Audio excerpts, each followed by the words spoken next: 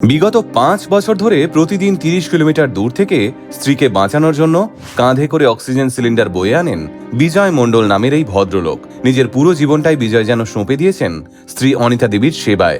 আজকের দিনে যেখানে দাম্পত্য কলহ, ডিভোর্স, মন কষাকষি আর সম্পর্ক ভেঙে যাওয়ার খবর নিত্যদিনের শিরোনাম হয়ে উঠছে, সেখানে এই বিজয় মণ্ডল নামের এই সাধারণ মানুষটা আমাদের নতুন করে শেখাচ্ছেন ভালোবাসার প্রকৃত অর্থ। আজকাল যেখানে অনেক সম্পর্কই সামান্য ঝড়ে ভেঙে পড়ে, সেখানে বিজয় মণ্ডল প্রতিদিন প্রমাণ করছেন ভালোবাসা মানে দায়িত্ব, সহনশীলতা আর নিরন্তর লড়াই।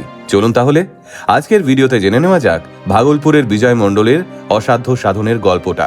বিহারের ভাগলপুর জেলার কাহালগাঁও মহকুমার রসলপুর গ্রামের বাসিন্দা বিজয় মণ্ডল এবং অনিতা দেবী ছিল একেবারে সাজানো সংসার। কিন্তু ২০২০ সালে করোনা মহামারী তাদের জীবন একেবারে পাল্টে দেয়। অনিতা দেবী করোনা পজিটিভ হন এবং সংক্রমণ দ্রুত ছড়িয়ে পড়ে ফুসফুসে।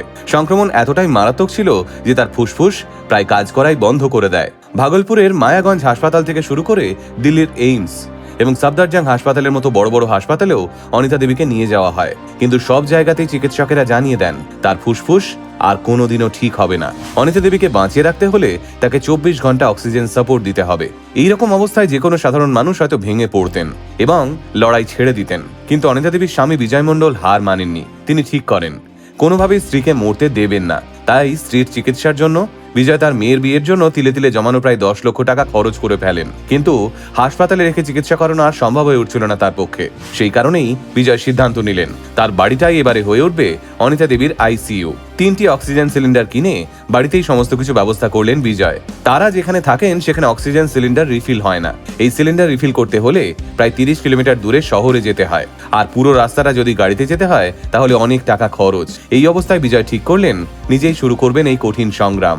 গত ৫ বছর ধরে প্রতিদিন ৩ বেলা প্রায় ৩০ কিলোমিটার পথ পাড়ি দিয়ে স্ত্রীর জন্য অক্সিজেন সিলিন্ডার নিয়ে আসেন বিজয়। প্রতিদিন ভোর ৪টেই উঠে তিনি ট্রেন ধরে ভাগলপুর যান, সিলিন্ডার রিফিল করে ৯টার সময় ফিরে আসেন।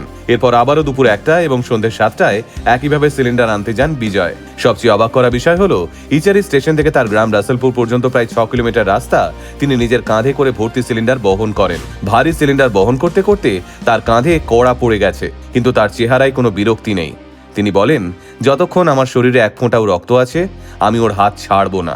স্থানীয় মানুষ এবং বিভিন্ন গণমাধ্যমের খবরের মাধ্যমে তার এই সংগ্রামের কথা চারদিকে ছড়িয়ে পড়ে এবং এই খবরের জেরেই একজন চিকিৎসক অনিতা দেবীকে সম্প্রতি একটি অক্সিজেন কনসেন্ট্রেটর উপহার দিয়েছেন, যা তাদের কষ্ট কিছুটা লাঘব করেছে।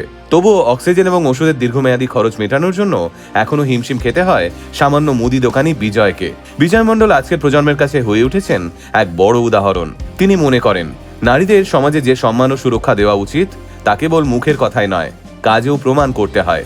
তিনি তার সন্তানদের মধ্যেও এই মূল্যবোধই ছড়িয়ে দিতে চান। তার কাছে ভালোবাসা মানে শুধু আবেগ নয়, ভালোবাসা মানে চরম বিপদেও হাত শক্ত করে ধরে রাখা। বিজয় মণ্ডলের এই কাহিনী আমাদের মনে করিয়ে দেয় পৃথিবীতে আজও নিঃস্বার্থ ভালোবাসা বেঁচে আছে। তাই তো অনিতা দেবী বলেন, ভগবান যেন বিজয়ের মতো স্বামী প্রতিটা মেয়েকে দেন। বিজয় মণ্ডলের এই নিঃশর্ত ভালোবাসা আর অসীম ত্যাগের কাহিনী আপনাদের কেমন লাগলো অবশ্যই কমেন্ট করে জানান আমাদের।